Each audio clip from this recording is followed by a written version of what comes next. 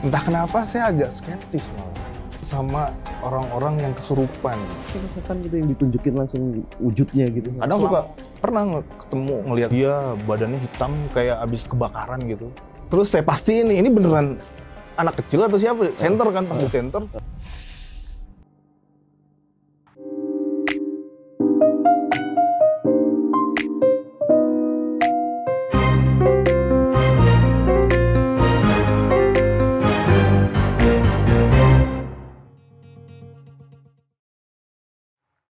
Berani tanpa kenal kata takut. Sosok ghost enemy ini seringkali menguji mentalnya dengan mendatangi desa atau lokasi yang sangat mengerikan. Apa yang membuat imannya begitu kuat dan berani? Ini dia, Qaddafi Tuwasamil. Assalamualaikum warahmatullahi wabarakatuh.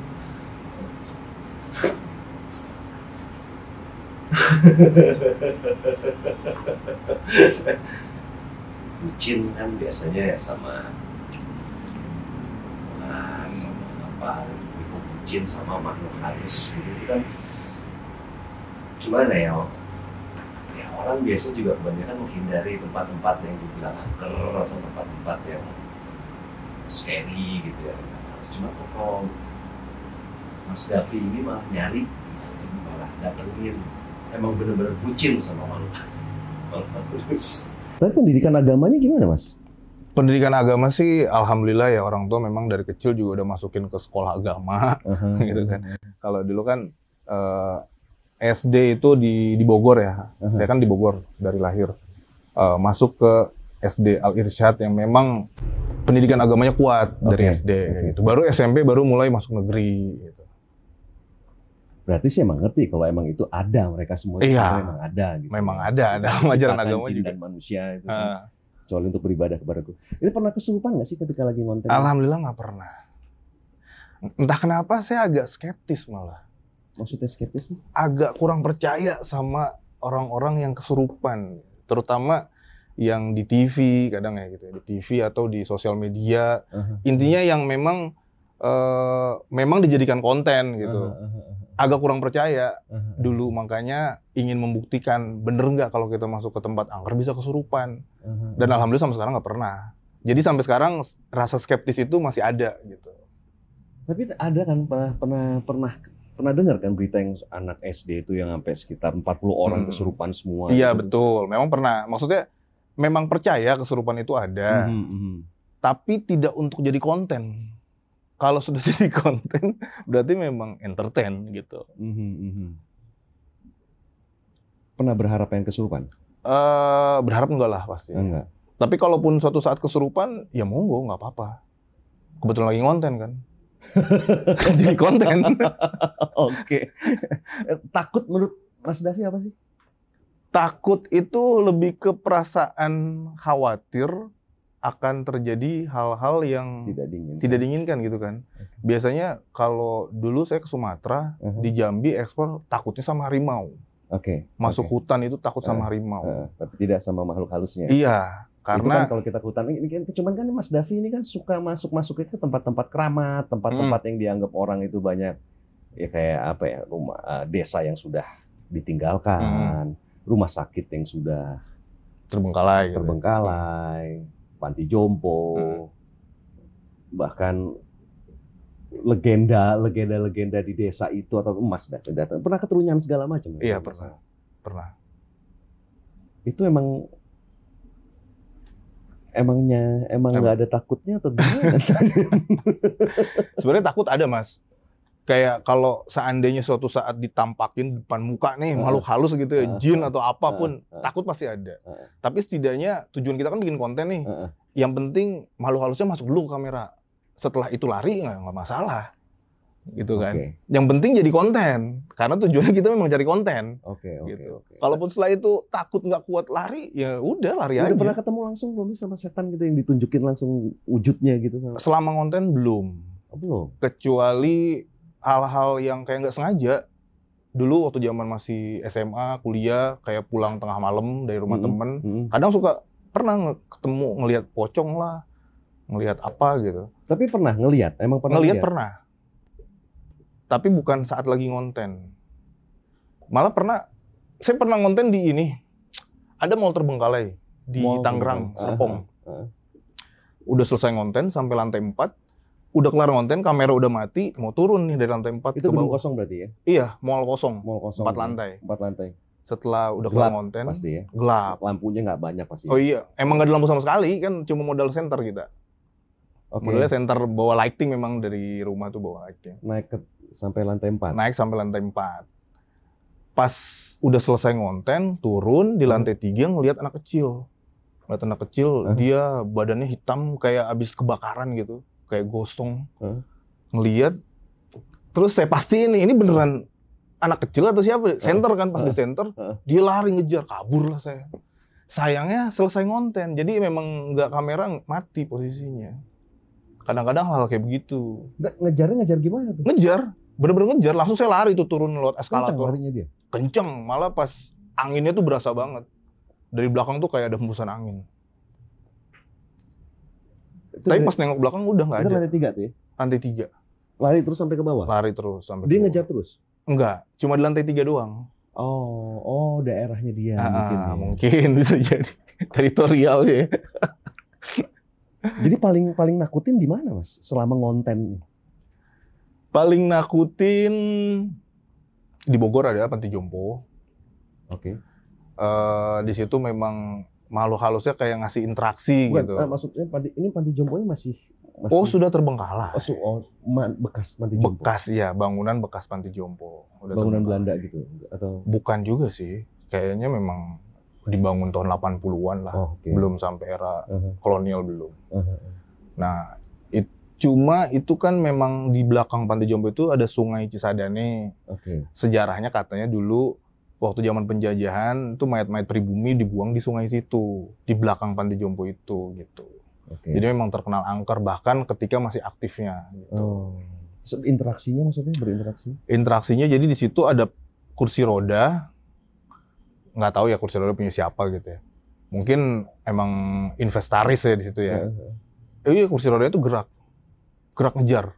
Itu sendirian lagi? Sendirian.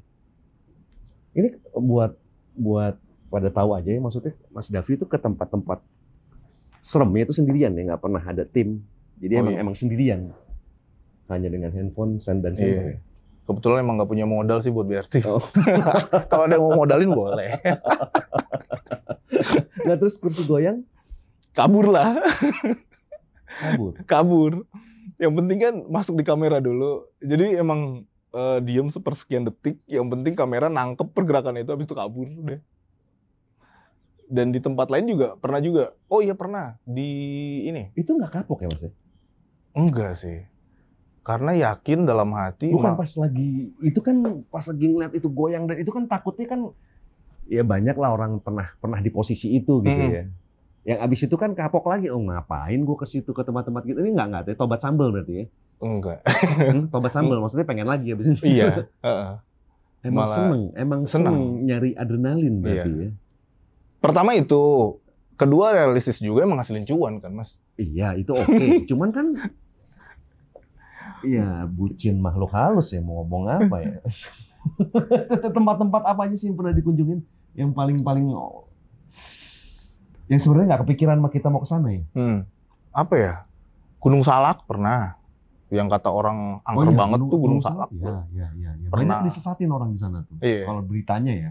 Saya sendiri sih belum. Cuma beritanya emang banyak orang disesatin di sana. Itu gimana pas lagi ke Gunung Salak? Aman sih.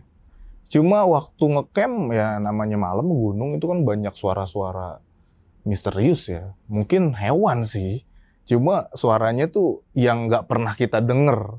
Kalau di kota besar kita nggak pernah denger suara-suara kayak gitu. Nah di gunung tuh ada suara-suara kayak gitu. Nah ketika mendengar suara-suara yang aneh-aneh gitu tuh apa yang ada dalam pikirannya? Bagaimana untuk menenangkan hatinya biar nggak kabur? Pertama yakinin aja itu suara pasti hewan. Bukan suara makhluk halus gitu. Kan suka pasti kan akal kita bertanya lagi hewan apa ya? Nah itu ketemu nggak tuh jawaban-jawaban kayak gitu tuh? Ya kadang ketemu kadang enggak sih. Kadang maksudnya saya juga pernah di Pulau Laki itu ada pulau kosong. Saya ngecamp sendirian di situ. Malamnya tuh ngedengar suara cekikikan. Gitu lah. Udah sebenarnya merinding sih tetap merinding ya. Tapi sorry. Pas lagi kayak gitu-gitu kan, kalau kayak kita gitu kan suka tiba-tiba berinding bulu kuduk atau ada tiba-tiba rasa dingin, angin dingin. Itu kalau kayak gitu-gitu ada perasaan-perasaan kayak gitu dulu nggak tuh? Ada lah perasaan ngeri itu ada, tetap ada. Iya, dengan bulu kuduk berdiri. Bulu kuduk tiba-tiba berdiri. Dingin suasana, tiba-tiba bau kentang lah atau bau melati lah. Bau melati paling sering. Bau melati paling sering. Nah, kalau yang di Pulau Laki itu, yang suara cekikikan itu apa? Sebelum-sebelumnya tanda-tandanya apa itu? Nggak ada tanda apa-apa sih, cuma suara cekikikan. Nggak, maksudnya merinding atau apanya? Merinding, tetap merinding. Sebelum denger cekikikan apa? Enggak, setelah ngedenger cekikikan langsung merinding. Itu ya kan? Sendirian ya? Sendirian. Akhirnya saya cari ini. Apanya ini suara sumber suara itu. Dari mana nih sumber suara? Saya cari ya kan, di atas pohon, saya senterin. Okay. Akhirnya ketemu jawabannya, itu musang. Setelah itu saya pulang di rumah searching, bener nggak suara musang kayak begitu, ya kan? Saya cari di YouTube, ternyata emang suara musang begitu, musang lagi birahi suaranya mirip kuntilanak. Oke. Jadi memang kadang setiap suara-suara misterius yang sebelumnya kita nggak pernah dengar, lalu kita dengar di alam bebas ini kan suara apa aja bisa terdengar. Kadang-kadang memang selalu ada alasan. Cuma kadang trigger kita, otak kita udah berpikir ke arah negatif, makanya beberapa orang takut. Iya, kayak gitu. Saya pernah di hutan dengar suara rusa jantan tuh emang suaranya aneh banget. Apalagi kalau lagi birahi gitu. Iya. Pernah ketemu. Itu kan salah satu suara. Kalau yang wujudnya dipikir setan ternyata bukan setan. Oh, dulu pernah di daerah Jonggol. Kalau yang anak kecil tadi kan memang bener-bener. Iya, itu sih itu memang bener. Itu memang bener. Kalau di daerah Jonggol pernah, jadi ada beberapa villa di tengah hutan, udah terbengkalai lama tuh villa. Saya terobos tuh hutan-hutan tuh untuk nyari villa itu. Dari kejauhan ngelihat. Nerobosnya maksudnya jalan kaki atau? Jalan kaki. Jadi memang parkir mobil tuh jauh lah di atas. Kita turun-turun kayak jurang-jurang gitu kan. Gila, iseng banget ya. Bener bucin berarti ya emang ya. Emang bucin sama rasa-rasa adrenalin. Seru. Tahu gue alam Jonggol tahu, bisa kebayang. Iya kan? Itu dari kejauhan tuh putih-putih berdiri tegak. Dia tinggi pokoknya posisinya.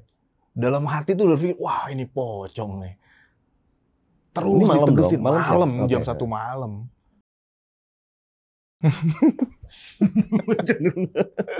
Malam-malam nembus hutan. Oke. Dari kejauhan tuh lihat, wah ini pocong nih. Soalnya tinggi dan posisinya tuh kayak melayang gitu ya. Samperin lah, ya kan? Samperin. Sempat terbesit mundur atau maju? Oh, maju terus lah. Tapi karena belum tahu. Mundur nggak? Oh enggak. Belum sih.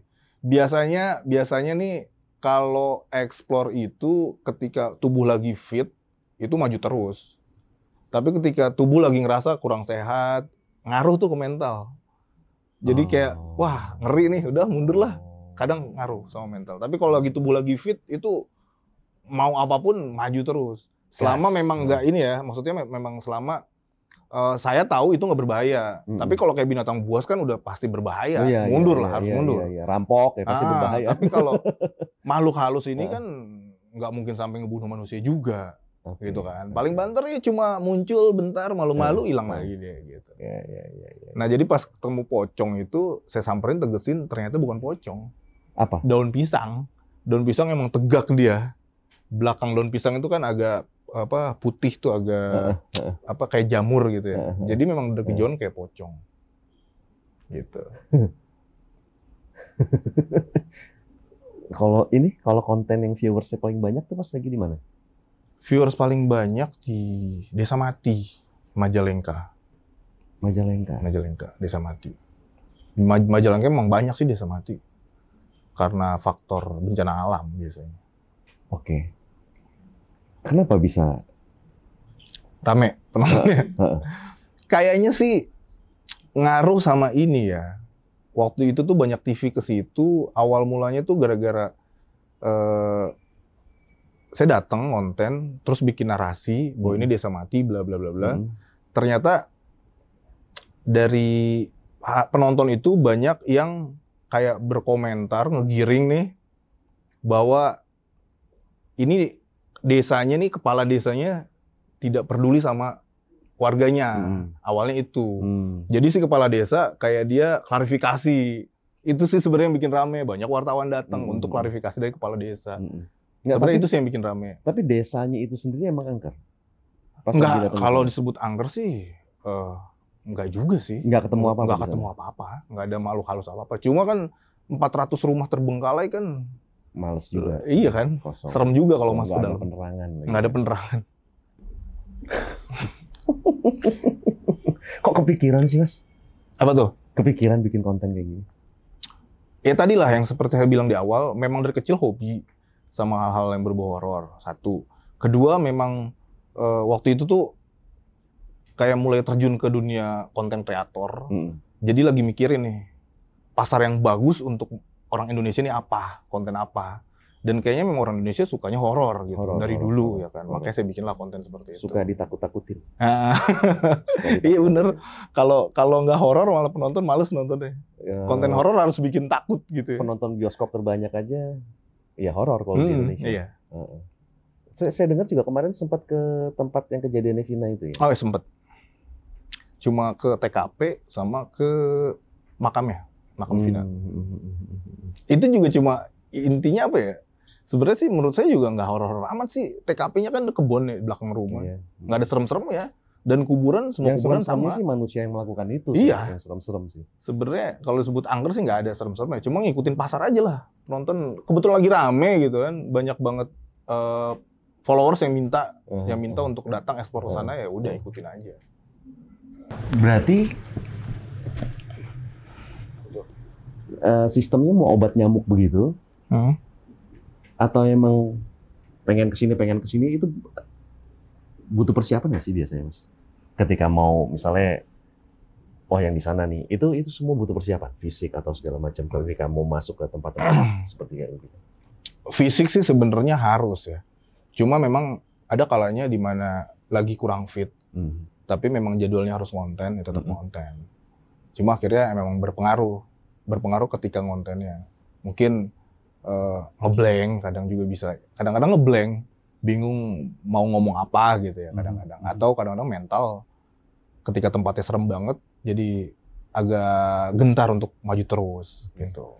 Pernah ketempelan gitu nggak, Mas? Terus kebawa pulang ke rumah gitu? Alhamdulillah sih nggak pernah ya. Tapi kalau kayak punggung sakit itu sering. Tapi kan secara logika, ini mah karena capek aja. Oke, karena capek aja. Cuma memang juga hilang sendiri gitu. Paling dipijat atau di apa gitu. Tapi memang kadang juga banyak teman-teman yang berpikir kayak, lu ketempelan lu kayaknya gitu. Tapi ya semua balik lagi sih tergantung mindset kita lah. Ya. Istri problem aja? Nggak masalah. Ketika lo mau bertugas gitu, istri nggak punya pesan-pesan apa-apa gitu? Ketika lo mau konten kemana gitu, Mas? Enggak sih. Yang penting doain aja lah di rumah. Ini katanya juga pernah ke hotel yang serem ya? Hotel sering. Yang paling serem yang mana, Mas? Paling serem di Manado Beach Hotel serem. Boleh sebut merek kan nih? Boleh aja. Sebut ya. Kalau yang di Pelabuhan Ratu, di Pelabuhan Ratu? Oh belum. Kalau Pelabuhan Ratu itu masih aktif, Mas. Tapi serem, Mas. Iya serem, tapi kan nggak mungkin saya kontenin, masih aktif. Dituntut nanti saya. Oke, kalau Manado gimana? Manado itu serem. Karena luas dia. Luas dan udah lama terbengkalai dari 92. Itu masih ada furniture dan segala macamnya nggak sih? Atau cuma udah kosong aja? Udah. Kayaknya ada ya, cuma memang udah pada hancur. Dia dari 2002 terbengkalai. 22 tahun terbengkalai ya kan. Kayaknya sih ada kasur-kasur gitu, cuma memang udah hancur, namanya kemakan waktu kan. Itu nggak ada orang yang tinggal di situ? Nggak ada. Benar-benar kosong? Kosong sama sekali. Sama di Bedugul juga, Bali. Itu serem juga. Luas dia, luas banget. Istri nggak mau ikut kalau lagi konten? Kadang-kadang ikut. Ikut? Kadang-kadang. Kalau lagi gabut aja di rumah, ikut. Tapi cuma nemenin di mobil aja. Oh, nggak masuk? Nggak masuk. Nunggu di mobil? Nunggu di mobil aja. Tapi tuh kadang-kadang suka nginep kan, Mas, kalau saya lihat ya? Kalau jauh nginep. Nginep di lokasi kan? Oh, enggak. Kalau nginep di lokasi itu kecuali memang tempatnya tidak memungkinkan untuk pulang pergi, baru nginep lokasi. Kayak gunung itu kan mau nggak mau harus buka tenda. Atau pulau kosong. Kan nggak mungkin tengah malam pulang. Iya. Itu Iya, kayak pulangnya kan gitu-gitu. dia ada jamnya tuh, nggak bisa lewat dari jam sekian. Iya, gitu. kadang-kadang Kalau kan kita naik kapal perahu. tuh yang nganter, terus nanti besok dijemput lagi besok pagi gitu. Itu senyum-senyum nggak sih orangnya pas lagi mas sampai gitu tuh, yang nganterin gitu? Si nelayannya apa yang nganterin tuh, yang naik kapal tuh, misalnya kayak ke Pulau Laki gitu. Iya. Pas lagi dia pergi itu senyum-senyum nggak sih ngeliat mas? Ngapain sih ini orang? Ini juga tahu lah pasti kita kan mau konten gitu ya. Tapi tanggapan keluarga atau istri gimana mas dengan konten yang mas buat ini? Ya positif aja sih. Malah keluarga malah merasa bangga lah. Maksudnya orang tua, berani nih anak gue nih. Gitu. Berani banget emang mas. Maksudnya emang adrenalin, seneng adrenalin yang dicari. Gitu. Cuma memang kalau orang tua sih mesenin kayak misalkan ke Sumatera hati-hati sama harimau, gitu kan. Ke Kalimantan hati-hati sama buayanya, kayak gitu-gitu. Ular? Ular apalagi. Kalau ular mah kayaknya semua daerah di Indonesia ada. Lu takutan mana? Ular apa setan? Lebih takut ular lah. Ular bisa mematikan, setan kan nggak sampai mematikan. Gitu. Nah, ular geli sih ya. Selain geli emang takut. Emang takut. Ya? Emang takut. Kalau yang terakhir kemana mas? Terakhir berapa hari yang lalu nih ke Garut. Ke Garut. Garut, ya? Bandung. Tepatnya di? Garut itu di resort, ada resort Terbengkalai. Terbengkalai juga. Kalau Mas Agus tahu ini apa? Kamojang Green Resort. Kalau pernah dengar itu Terbengkalai kan luas banget itu. 6 hektar dia luasnya itu. Terbengkalai semua. Biasanya kalau mau titikin lokasi gitu ya, apa sih yang dilihat? Apa maksudnya kan ada kriterianya, harus ini. Apa sih nggak ada? Kalau kriteria sih sebenarnya nyari lokasi itu yang luas, supaya bisa bikin video dengan durasi yang lumayan panjang, itu kan tujuannya. Tapi kalaupun ada tempat yang kecil, cuma historinya kita lihat. Kadang-kadang ada histori rumah kecil tapi bekas satu keluarga dibunuh, dibantai sama perampok misalkan, atau bekas orang gantung diri gitu. Atau itu orang-orang dibunuh dibantai di sini. Iya gitu loh. jadi ada beberapa hal yang istimewa gitu kan. Kalau bukan dari bukan dari lokasi yang luas, berarti dari historinya. Kayak gitu. Kan ketemunya sama emang dicari kan makhluk halus ya. Iya. Bucin. Dan jujur kan pasti ada adrenalin yang emang diharapkan muncul gitu kan ya. Tapi kalau ketemunya sama manusia itu yang serem, dengan punya niat jahat. Oh, itu yang serem sebenarnya. Pernah? Kalau mungkin ketemu pas lagi begal atau pernah ketemu sama maling. Jadi waktu itu saya ke rumah sakit Terbengkalai di Cirebon. Kebetulan ada maling tabung oksigen. Jadi memang rumah sakit itu udah terbengkalai, masih ada tabung-tabung oksigennya gitu ya. Jadi pas banget ketemu maling. Kebetulan si malingnya juga takut buat saya. Kabur malingnya. Jadi saya yang kabur, dia juga kabur. Akhirnya saya penasaran, ini orang kok kabur ya? Saya cek. Memang kan tadi awalnya tuh dia lagi bawa apa ya? Tabung kayak tabung tuh pakai roda gitu lah. Akhirnya saya balik lagi. Balik lagi pas ngeliat, oh ternyata tabung. Wah, maling yang tadi. Yaudahlah, cuekin. Saya uji nyali lah di kamar mayat. Tiduran tuh di tempat pemandian mayat. Tanpa cahaya sama sekali ya, pakai kamera infrared. Si malingnya balik lagi. Karena dia pikir udah aman, dia balik, diambil lagi tuh tabung gasnya. Saya ngeliat tuh dari kaca tuh, dari jendela. Cuma karena dia juga nggak tahu kan, saya lagi uji nyali dalam. Akhirnya udahlah biarin lah urusan dia kan itu kan. Nggak niat, woi. Oh enggak. Malah saya ngeri, takutnya dia pegang senjata tajam kan bahaya ya kan. Jadi biarin lah dia dengan urusan dia, saya dengan urusan saya gitu kan. Paling ya sisanya kayak ketemu ODGJ pernah, ketemu anak pang pernah. Nggak jauh di sini di Jakarta Selatan. Kok anak pang masih bergerombol kan? Iya, dia waktu itu berdua sih. Entah lagi mabok, entah lagi apa gitu ya. Memang gedung Terbengkalai itu. Jadi pas lagi ngonten ketemu anak pang, kabur tuh. Tapi udah kabur balik lagi. Akhirnya balik lagi ngomong lah sama mereka. Bang ini gue cuma ngonten loh bang, langsung. Oh udah nggak apa-apa bang, udahlah gue kasih gocap buat dia ngerokok biar aman. Udah. Biar aman dari manusia. Iya, jadi kan sama-sama enak lah ya kan. Iya. Kalau menurut Mas Davi hubungan antara iman dan keberanian? Iman sama keberanian ya.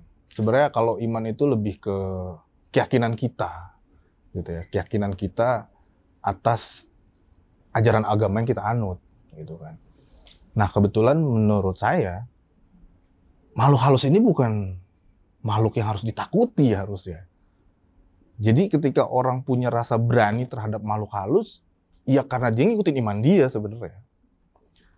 Kalau mau dibilang juga kadang juga ada orang yang tidak beriman, tapi dia berani. Bukan nggak takut, karena dia menggunakan logika dia tuh ya, makhluk halus nggak perlu ditakutin. Walaupun dia tidak beriman, atau bahkan tidak beragama sama sekali gitu kan. Malah kadang-kadang terbalik, orang yang beragama, orang yang sebenarnya beriman, malah takut. Biasanya karena trigger film horor itu. Biasanya. Atau acara-acara TV kan banyak. Dan dari kecil suka ditakut-takutin. Iya, kayak gitu biasanya. Kadang juga gini loh, kita dari kecil suka dididik dengan hal-hal yang berbau pamali. Iya. Gitu. Orang tua tuh kadang mendidiknya begitu. Jangan duduk di depan pintu. Nanti jodoh jauh. Padahal nggak ada hubungannya. Kalau nyapu yang bersih, kalau nggak ntar jodohnya brewokan. Iya. Padahal sekarang yang brewokan keren-keren. Kalau hubungan antara kematian dan kehidupan, ini kan bermain itu kan antara, ya beberapa orang anggap ini cari mati sih kan. Ya. Jadi hubungan antara kematian dan kehidupan. Gini mas, hidup dan mati itu kan takdir ya. Pasti. Jadi kehidupan dan kematian seseorang itu ya udah atas kehendak Tuhan. Dan itu tidak bisa dirubah. Menurut saya nih ya, nggak bisa dirubah sama sekali. Ketika ada orang hamil, berarti memang sudah ditakdirkan akan ada bayi yang lahir. Bahkan ketika ibunya berusaha untuk menggugurkan kandungannya sendiri, ada yang tetap lahir juga. Karena emang udah takdirnya harus lahir. Dan ketika orang harus wafat gitu, meninggal, ya harus pasti meninggal. Kadang orang takut, ya kayak ke tempat-tempat angker, atau ke tempat-tempat yang memang beresiko besar. Kadang dilarang sama orang tuanya, karena takutnya kenapa-napa, takutnya malah ya terjadi hal-hal yang tidak diinginkan. Tapi ketika diam di rumah, ternyata rumahnya kebakaran. Kan kematian bisa datang di mana aja, bisa di rumah, bisa di jalan. Jadi kalau saya sih lillahi ta'ala aja lah. Tujuan datang ngonten, ini kan memang tujuannya nyari nafkah juga buat orang tua. Itu kan tujuan yang mulia ya nggak sih? Buat orang tua, buat istri, buat keluarga.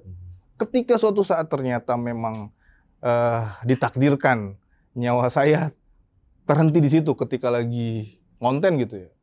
Menurut saya sahid sih. Lebih baik saya meninggal dalam keadaan seperti itu. Kan? Kalau misalnya pas lagi ngonten dan benar-benar ketemu, mau ngomong apa sih sama setannya? Apa ya? Saya juga kan ini sebenarnya kan mencari kan. Mencari. Mas Davi ini kan mencari kan. Mencari makhluk halus. Nah, kalau ketemu apa yang mau disampaikan? Apa yang mau diomongin? Saya bahkan nggak tahu nih makhluk halus kalau diajak ngobrol bisa nyambung nggak gitu kan. Jadi kalaupun suatu saat ketemu sama makhluk halus, balik lagi ya, yang penting dia masuk dulu di kamera, setelah itu kabur paling. Oke. Nggak ada yang mau diomongin. Karena takut nggak nyambung ya? Iya, kan nggak tahu juga. Nyambung apa enggak gitu. Jadi yang penting masuk dulu di kamera, supaya dapat bonus, supaya syukur-syukur bisa viral gitu kan. Setelah itu baru kabur. Cari aman lah. Oke. Kayak kalau lagi nge-explore tuh emang selalu mengedepankan antara logika dan realita ya. Itu pentingnya. Jadi itu juga salah satu yang buat Mas Davi berani ya? Iya. Lillahi ta'ala aja. Kalau waktunya ketemu, syukur. Tapi seringnya sih enggak. Jadi makanya kenapa berani sampai saat ini, karena dari, wah saya ini udah berapa ya? 500 lokasi mungkin ya, 500 lebih lokasi gitu ya. Selama 5 tahun, nggak pernah ketemu yang aneh-aneh. Yang benar-benar berbahaya gitu nggak pernah. Makhluk halus itu susah banget nyarinya.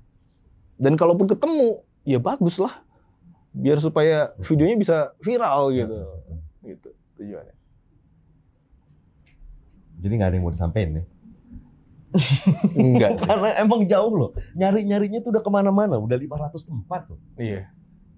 Minimal kan ketika kita mencari sesuatu kan, ketika kita sudah ketemu dengan apa yang kita cari kan pasti ada sesuatu yang mau kita sampaikan dengan apa yang kita, orang yang kita, sama sesuatu yang kita cari itu.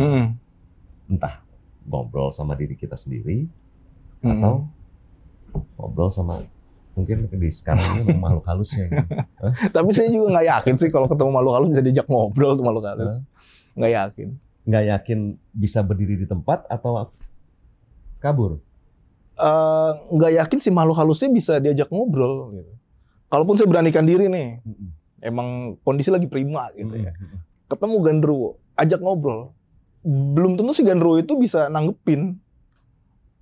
Tapi believe nggak kalau makhluk halus bisa membunuh kita? Enggak. Kan ajaran agama kan? Iya. Tugasnya memang mereka cuma apa ya? Membelokkan iman kali ya. Kenapa bikin orang supaya orang takut?